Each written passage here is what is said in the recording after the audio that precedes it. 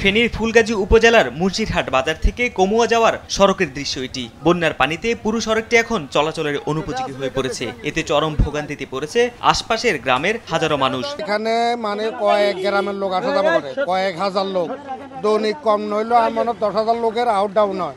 কথা বুঝছেন?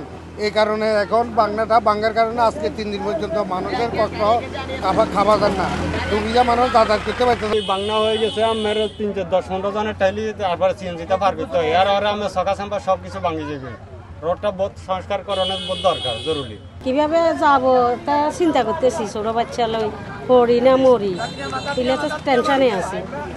তখন কিতাম না যাই তো উপায় নাই। পানির স্রোত, খাল, এখানে মাইয়া ইট ভাঙ্গা সবকিছু মিলে তো ওখানে গর্তের মতো। ফুলগাজী পরশুরামে বন্যার পানি নামতে থাকায় পরিস্থিতি উন্নতি হলেও অপরিবর্তিত রয়েছে জেলার ছাগলনাইয়া, ফেনী সদর ও দাগনভূঞা উপজেলার কিছু অংশ। দুর্গত এলাকায় পানি নামার সঙ্গে ফুটে উঠছে ক্ষতচিহ্ন।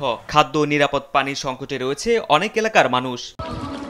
এবারের বন্যায় ক্ষতি হয়েছে 1650 হেক্টর জমির আমনের বীজতলা, ভেসে গেছে 2000-এর বেশি পুকুর ও মাছের ঘের। আর প্রাণী সম্পত্তি ক্ষতি হয়েছে 64,98,000 টাকা। মারা গেছেন 2 জন। 50,000 মাছ লাগি এক গ নেই, 50,000 মাছ জ্বালা যা বসাইছি 10,000 জ্বালা হয়েছি ব্যাগ শেষ মিশু ব্যাগ খানি চলে। এখনো জ্বালার উপরে আমার 3,000 মানে গরু ঘরেও পানি, আর থাকার ঘরেও পানি, বাচ্চা কাচ্চা নিয়ে বহুত কষ্ট হইতে আছে। আর ঘরের পানি এখন নামছে, নামার পরেও ঘরে কাদামাটি, তারপরে যাই জিনিস ক্ষয়ক্ষতি হয়েছে বেশি। ডেলিভারি রুগী, তারপরে এমনি রুগী, মুরব্বীরা এটা ফারুক ধরে না।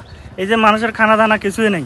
তো এখন আমরা রোড কোনোরকম চলবে, আমরা নিজস্ব লোক লই আরো কেন কাজ করে লোক বল, আমরা কোনোরকম সমান করে দিয়ে লোক পার বেললে। এদিকে সকালে ফেনীর পুরাতন মুন্সিরহাটে পরিদর্শনে আসেন দুর্যোগ ব্যবস্থাপনা ও ত্রাণ উপদেষ্টা ফারুকী আজম। এ সময় তিনি জানান, বন্যা নিয়ন্ত্রণ বাঁধ নির্মাণ প্রকল্পের কাজ সেনাবাহিনীর মাধ্যমে বাস্তবায়ন করা হবে।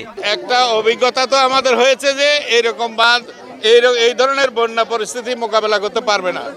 এটা করতে হলে আরো শক্তিশালী বাঁধ এবং উদ্যোগ আয়োজন প্রয়োজন।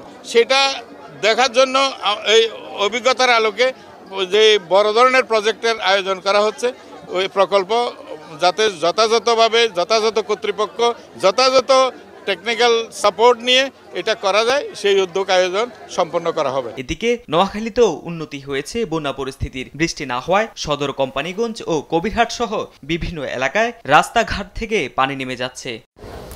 তারেক মাহমুদ সুজন, নিউজ ডেস্ক, দেশ টিভি।